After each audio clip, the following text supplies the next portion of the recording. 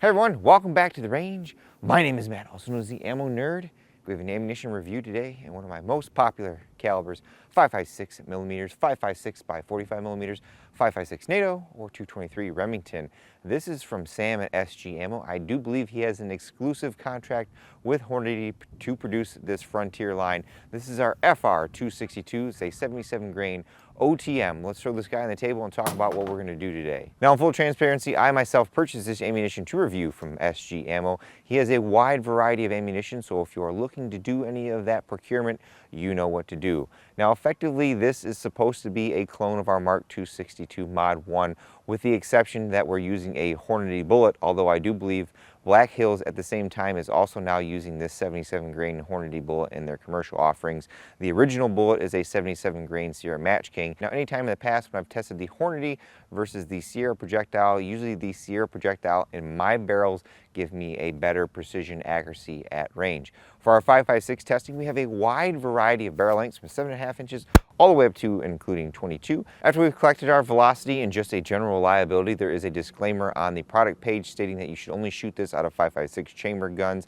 and not shoot it with suppressors. Of course, we're probably going to shoot it suppressed and see what kind of issues we may get. Usually we're looking for any type of pierced or popped primers or severely cratered. We're going to step out to some range and see what kind of practical accuracy and precision we can get with our guns. It's around 50 to 55 degrees outside today. Now we'll start off with our shortest barrel length. This is our 7.5 inch upper from Palmetto State Armory. We've had this guy for quite some time. Now I get some comments every now and then like saying, hey, why didn't you do an 11.5 inch or a 13.5 inch or an 18? And I feel most of the barrel lengths we have are covered. So if you take the average of the 10.5 inch and then do to the 14.5 inch and do some math, you can typically figure out what we're gaining per inch of barrel length and figure out what that 11.5 inch or any of those in-betweens are going to get you velocity-wise.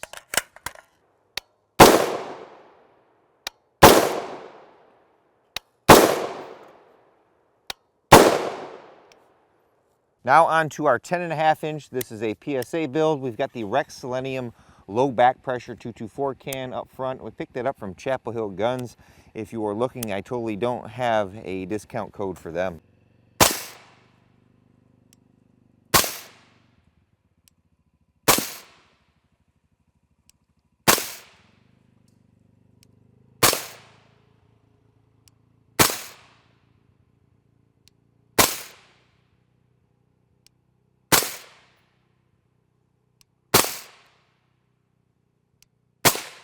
Now our 14.5 inch upper, this is from Pro 2A Tactical on a PSA lower. Have the primary arms 1X up here.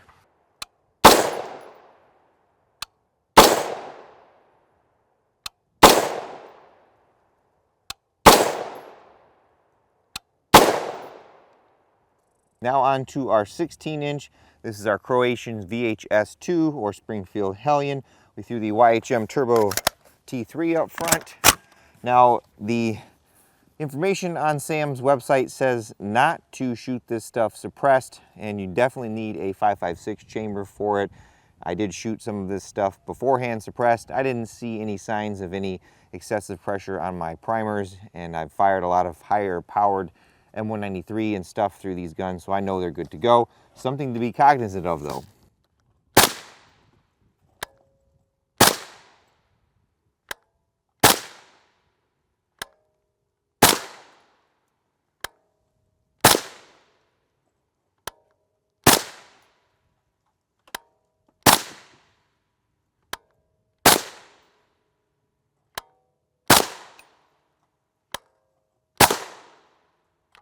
Now on to Mr. Longboy. This is our 20 inch upper Palmetto State Armory. It's the premium FN barrel double chrome line 1-in-7 twist.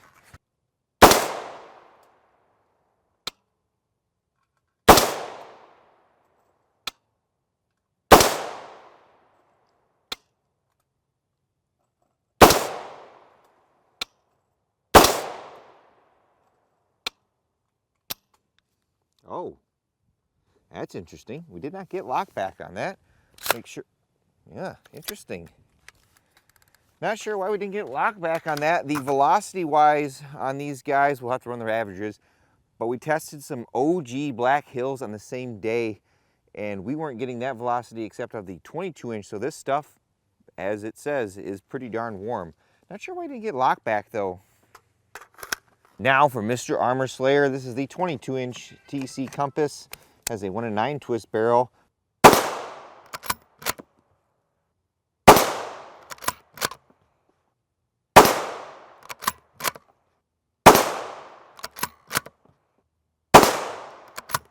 Here is some preliminary testing of the Hornady Frontier FR262 from Sam at SG Ammo.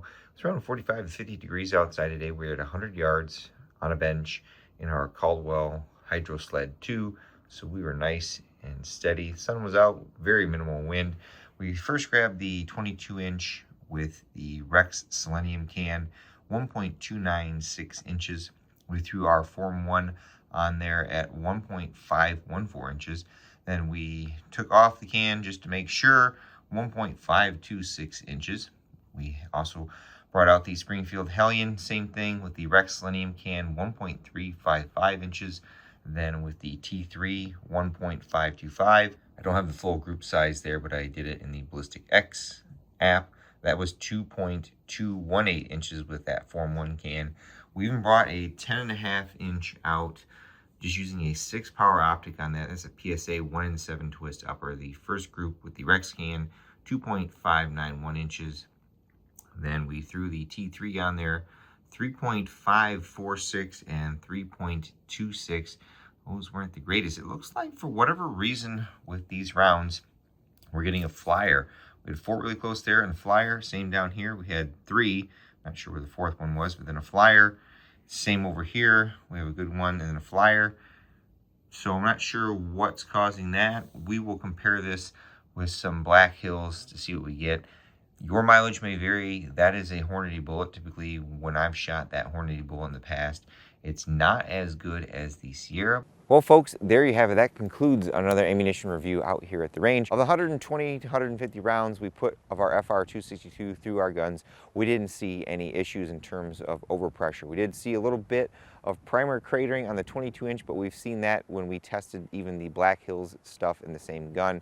You know, we didn't have any primers popped out. We even shot it suppressed, even though the disclaimer says not to. So pretty much if you're going to use this ammunition, you want to make sure you have a good 5.56 chamber. If you're shooting, you know, full bore M193 from Winchester and seeing any primer issues, you probably shouldn't shoot any of this. Now, in terms of our accuracy or precision, pretty much every time I shoot Hornady versus Sierra, I always see that the original Sierra bullet gives us a little better precision. Again, your barrels could be wildly different, but I found that the accuracy was more than acceptable for this, which is supposed to be more budget oriented. With all that being said, it's time for me to get the heck out of here. But at the end of all my videos, I take a moment to thank all those who helped make this possible, because there's a lot that goes into this. Number one is my family. A big thank you to them. Deacon would like to remind you all to like and subscribe and share these videos. After all, this content is free for you to consume.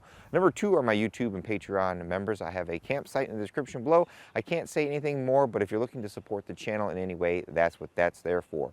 Number three are the fine gentlemen over at SG Ammo. Again, in full transparency, I procured this ammunition from them to test with no strings attached. And of course, number four is you all for watching. Until next time, I'll catch you at the range.